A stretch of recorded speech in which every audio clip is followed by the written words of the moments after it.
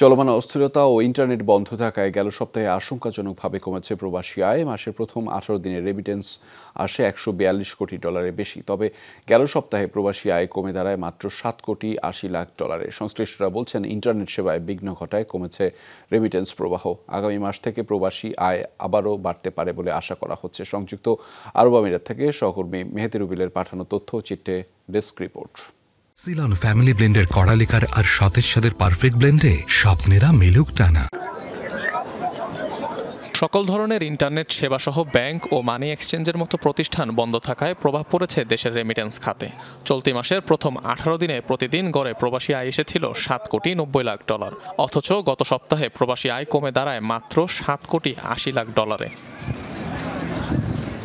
Internet সেবা না থাকায় অনেকেই বাধ্য হয়ে হুন্ডি কিংবা অবৈধ পথে টাকা পাঠায়। এতে প্রবাসী আয় অনেকটাই কমেছে বলে মনে করেন সংশ্লিষ্টরা।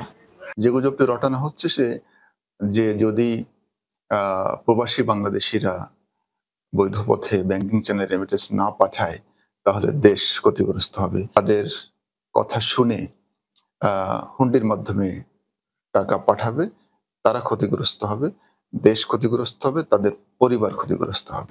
চলতি মাসে রেমিটেন্স প্রবাহ কম থাকলেও আগামী মাসে তা বাড়তে পারে, এমনটাই আভাস ব্যাংক কর্মকর্তাদের। জানান, ইন্টারনেট সেবা চালুর পর দেশে টাকা পাঠাতে ধীরে ধীরে মানি এক্সচেঞ্জ এবং ব্যাংকের দিকে ঝুঁকছেন প্রবাসীরা।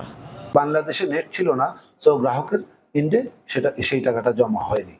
পরবর্তীতে এই অস্থিরতা যখন সাময়িক প্রশমন হলো এবং ধীরে ধীরে স্বাভাবিক অবস্থায় বাংলাদেশ ফিরে আসছে, তো আমাদের রেমিটেন্সের গতিটাও স্বাভাবিকের মতোই আছে।